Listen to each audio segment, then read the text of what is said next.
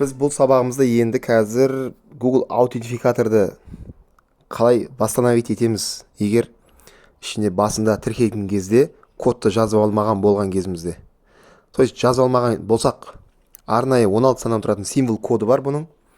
Соны жазып алу керек еді басына Google аутентификаторды орнататын кезде. Ол не үшін керек? Google аутентификатор ол обязаловка көп биржаларда. Мысалы Bybitте обязаловка, кейбір биржаларда обязаловка емес. Ол просто жұмыс істеуге ыңғайлы. Ол соткаға келетін SMS-ің орнына жүреді. Google аутентификатор деген одноразовый. Ол егер біз удалить етіп, то есть кодын жазып алмаған болатын болсақ, не болады? Егер соткаңызды жоғалтып алдыңыз, суға түсіп кетті, әртүрлі жағдайлар болды, удалить етіп жібердік кішкентай балаңыз. Сол кезде ішінде егер соткаңызды вдруг ақша қалып кетсе, аккаунттың ішінде Bybitте, например, любой биржада ақшаны шешу қиын болады. Егер сіз ол кезде Google аутентификатордан бөлек телефон номерін немесе электронды почтаңыздың біреуін тіркемеген болсаңыз, вообще қиын болады да. Сол себепті қалай орнатамыз оны? Кодын, то есть қайтып аламыз. Оны кодын алу үшін Google аутентификаторды қайттан өшіріп тастау керек болады. Оны қалай дұрыс өшіреміз? Сол туралы болады сабақ. Қысқаша да түсінікті ретінде ережелермен түсінікті етіп.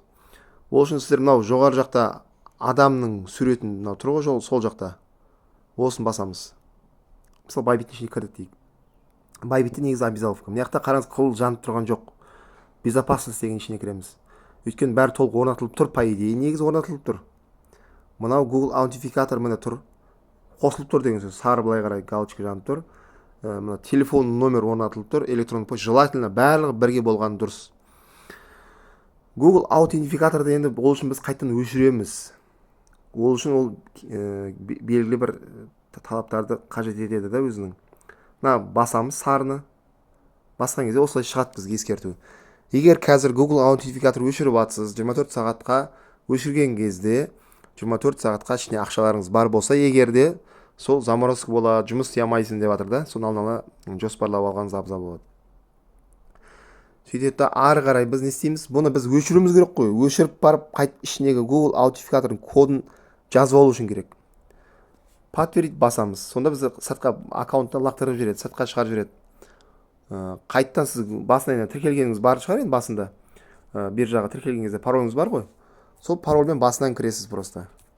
Басынан кіресіз, соны кіргізеді. Енді қауіпсіздік шаралары. Енді қараңыз, көрдіңіз бе, мына Google аутентификатордың кодын сұрап отыр, көрдіңіз бе? Көбісі сәл қателік жасайды да кейбір кезде. Мына Google аутентификатордың ішінен удалить етіп тастайды бірінші. Оны удалить етпеңіз. Бірінші осы тәртіппен жасау керек. Осы жерден қазір енді Google аутентификаторға кіреміз. Қараңыздар, енді біз бізге сыртқа лақтырып жіберді, қайтан пароль тер деді. Мына паролін терді Google неге өзіміз Bybit аккаунтқа. Тәртіп бойынша, ереже бойынша істедік қой. Ал неден не сұрап отыр? Қараңыздар, Google аутентификатордың кодын сұрап отыр да. Бұл одноразовый пароль код болған, одноразовый паролін сұрап отыр.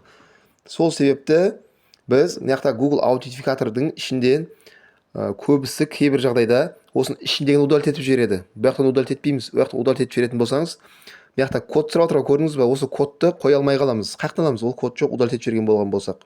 Сол үшін Google аутентификаторға кіреміз. Мына жақта мен тестовыны бар деп есептейік. Осы Google аутентификаторым бар, осыны удалить ету үшін копировать етіп, қайтадан мына жаққа ставить и подтвердить басамыз.